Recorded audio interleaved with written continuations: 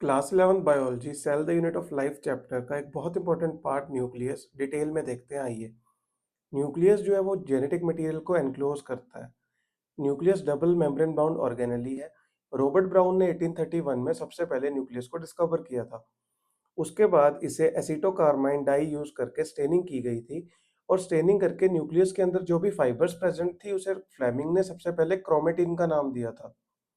Nucleus mature erythrocytes में और sieve tube cells में एब्सेंट होता है। This is the diagram of a interface nucleus. Interface nucleus का मतलब क्या है? ऐसा न्यूक्लियस जो डिवाइड नहीं कर रहा। अब न्यूक्लियस के ऊपर डबल मेम्ब्रेन बाउंड ऑर्गेनली है ये, तो डबल मेम्ब्रेन ही इस पे न्यूक्लियर एनवेलप है। अब न्यूक्लियर एनवेलप को जब माइक्रोस्कोप में देखा गया इलेक्ट्रॉन माइक्रोस्कोप यूज करके, तो न्यूक्लियर एनवेलप में पैरेलल मेम्ब्रेन्स थी दो। उसके बीच के स्पेस को पेरी न्यूक्लियर स्पेस बोला गया। न्यूक्लियर एनवेलप एक बैरियर का काम करता है between the nucleus and cytoplasm. Nuclear envelope के ऊपर कई जगह पे पोर्स प्रेजेंट होते हैं। ये पोर्स बनते कहाँ पे? जहाँ पे भी मेम्ब्रेन्स फ्यूज कर रही होती है। पोर्स का काम है आरएनए और प्रोटीन्स की मूवमेंट को रेगुलेट करना न्यूक्लियस के अंदर और बाहर। अब न्यूक्लियस के बाहर जो न्यूक्लियर मेम्ब्रेन की लेयर है, वो तो कॉन्टिन्यूएशन में एंडोप्लाज्मिक रेटिकुलम के साथ, लेकिन जो न्यूक्लियर एनवेलप की अंदर वाली लेयर है, वहाँ पे न्यूक्लियर लैमिना होता है। न्यूक्लियर लैमिना लैमिन प्रोटीन का बना होता है। उसके बाद हमने देखना है न्यूक्लियोप्लाज्म। न्यूक्लियस का जितना भी ग्राउंड मटेरियल है उसे हम न्यूक्लियोप्लाज्म बोलते हैं। इसके अंदर दो पार्ट्स आते हैं, क्रोमेटिन नेट और न्यूक्लियोलस।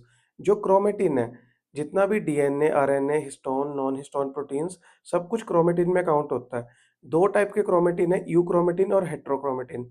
दोनों में डिफरेंस क्या है? यूक्रोमेटिन लाइट स्टेन्ड है, हेट्रोक्रोमेटिन डार्क स्टेन्ड है। यूक्रोमेटिन डिफ्यूज्ड पार्ट बोलते हैं हम इसे, और जो हेट्रोक्रोमेटिन है इसे हम थिक कंडेंस्ड पार्ट बोलते हैं। यूक्रोमेटिन जो होता है वो जेनेटिकली मोर एक्टिव होता है, लेकिन जो हेट्रोक्रोमेटिन है वो लेस एक्टिव होता है। ऑन द अदर हैंड अब देखते हैं न्यूक्लियोलस।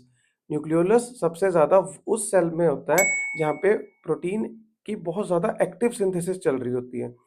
अब ये मेम्ब्रेन बाउंड नहीं है न्यूक्लियोलस, जो कि एक इंपॉर्टेंट पार्ट है। इसे हम राइबोसोमल फैक्ट्री ऑफ सेल भी बोलते हैं। जितनी भी आरआरएनए सिंथेसिस साइट है वो सबसे ज़्यादा एक्टिव न्यूक्लियोलस में है। अब एक इंपॉर्टेंट चीज़ है एनओआर, जिसे बोलते हैं न्यूक्लियोलर ऑर्गेनाइजर रीजन। जहाँ पे भी न्यूक्लियोलस क्रोमेटिन से अटैच्ड होगा उस जगह को बोलेंगे NOR region, that is nucleolar organiser reason.